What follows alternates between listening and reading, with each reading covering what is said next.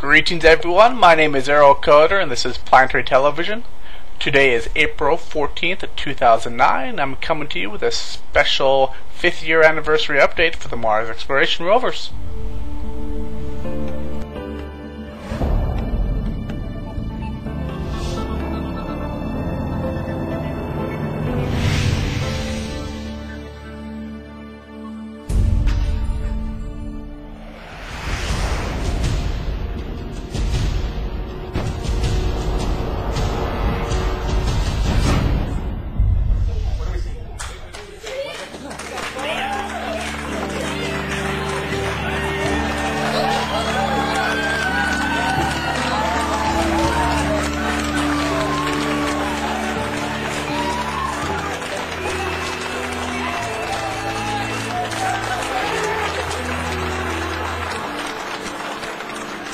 This experience of Spirit is something that I've really kind of integrated into my whole identity. You know, this has become part of what I do. And it looked at the very beginning of the mission like this was going to be something that I got to do for a very brief time, for 3 months.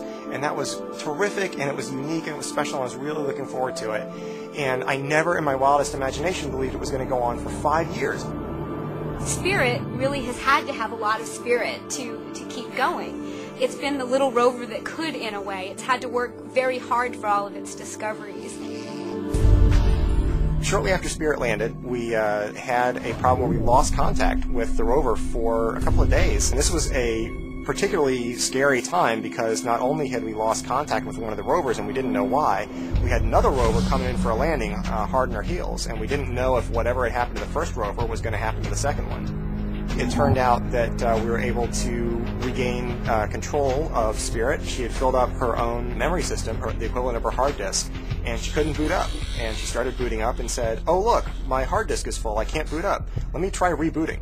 And so she was basically just sitting there on Mars punching her own reboot button until we finally came along and figured out what was going on and were able to get her to stop.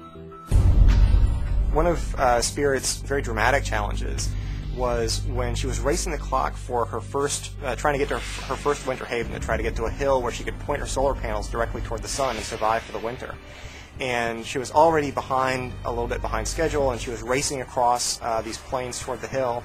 And as she was on her way, her right front wheel, which had been giving us some trouble, finally stopped working. And so now, instead of having a 6-wheeled rover, we had a rover with 5 wheels and an anchor. We've ended up having to drive backwards because it's a lot easier to pull an anchor than to push one. But naturally, since it's built to have very good traction, it basically is digging into the ground and digging this trench behind us. And as we dig this trench, we're able to see things that are normally invisible, things that are under the surface. One thing that we seem to be finding almost anywhere we're digging this trench are these widespread deposits of various kinds of salts and minerals. They look this brilliant white or yellow in the color images, and that's because they're either sulfur or silica or salts of various kinds.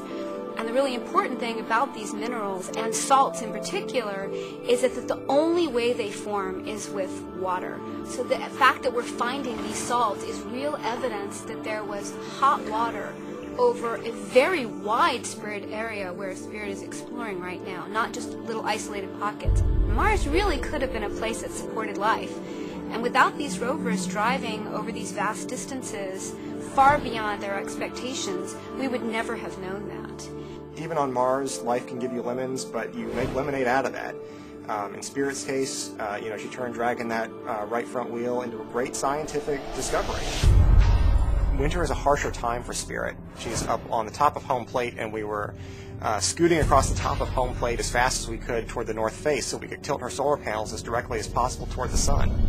And as we were doing that, she went over a little rise and down into a pit, which we now call Tartarus. In this case, not only was she figuratively on the edge, she was also literally on the edge, because the only way to escape from that pit was to drive right up along the edge of home plate with absolutely no margin for error whatsoever, and kind of drive up and around this feature and then off to where she was trying to get to and where she could be safe for the winter.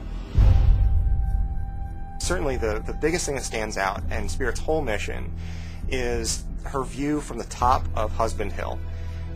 This little rover that wasn't ever really designed to climb over anything bigger than her own wheels had now climbed a hill the height of the Statue of Liberty, and was standing there at the top of that hill and took this beautiful 360-degree panorama and just saw the most beautiful, striking, hilly landscape with this spectacular orange sky and the beautiful rust-colored ground. And it just sort of put the whole project in perspective for me. This was what we were there for, to explore and go out and see new places that have never been seen by human eyes. Mars is a pretty harsh place. We've had dust storms before. We have really low power situations in winter. We've had other small glitches that have caused us some tense moments. But Spirit seems to always find a way of turning some kind of adversity into something positive. It was only by outlasting her design specifications and never giving up and absolutely never, letting Mars get her down that she ended up finding what she had gone to Mars for.